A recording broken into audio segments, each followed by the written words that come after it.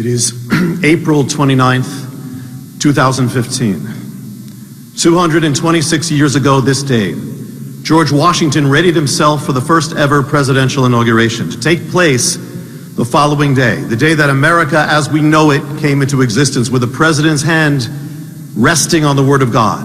That day would conclude with America's first government gathering in prayer to dedicate the nation's future to God. A century and a half earlier, another seminal event took place on the same day.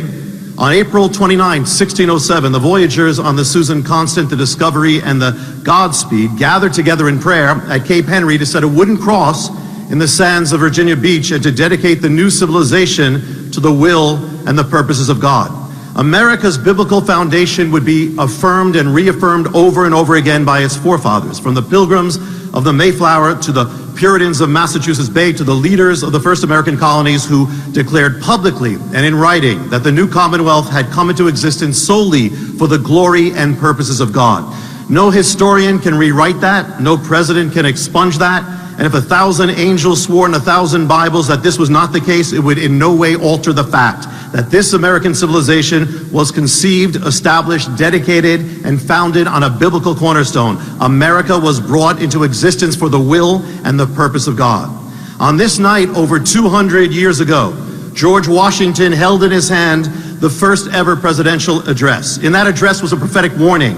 It was this: the propitious smiles of heaven can never be expected on a nation that disregards the eternal rules of order and right which heaven itself hath ordained. In other words, if America should ever turn away from God and his ways, if it should ever disregard his eternal rules of order and right, then his blessings, the smiles of heaven, would be removed from the land. It was an ancient warning. It had been given in Hebrew words by the prophets to the kingdom of Israel. But Israel turned away from God and disregarded his eternal rules of order and right. They drove God out of their government, out of their public squares, out of their culture, out of the lives of their children. They worshiped idols and served other gods. They celebrated immorality and they persecuted righteousness. They lifted up their children on the altars of foreign gods. And the blessings of God were removed from the land and replaced with judgment. It is 2,500 years later, and America has made the same mistake. We too have turned away from God. We too have driven him out of the government, out of our public square, out of our culture, out of the lives of our children. We too have profaned the sacred and sanctified the profane. And we too have killed our most innocent, over 55 million of our unborn children, and our collective hands are covered with blood. What we were warned never to do, we now have done. And now we gather in the city named after the one who gave us the prophetic warning.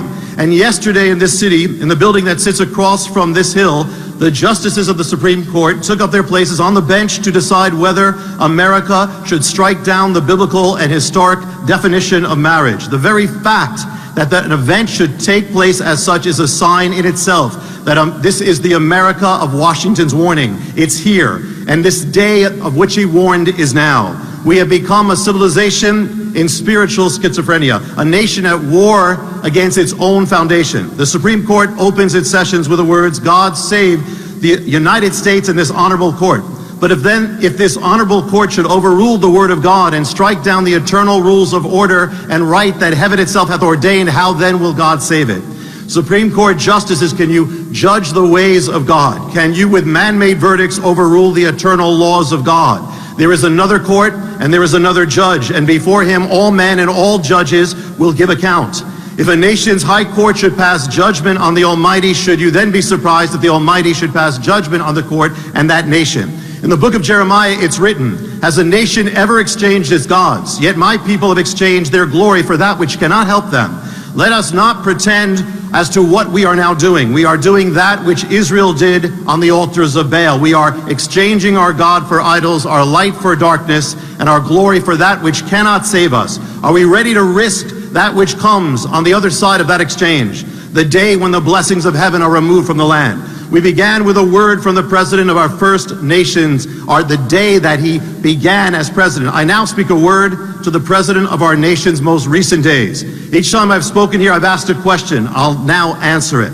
Mr. President, with all respect that is due, what happens if one assumes the presidency by placing his left hand on the word of God, and then with his right hand enacts laws that war against the very same word of God on which he laid his hand? Such an act invokes the judgment of the Almighty. To swear an oath on the word of God on which it's written, defend the weak and do not murder, and then to not defend the weak, to not protect the unborn, but instead to advance their murder, is to invoke the judgment of the Almighty.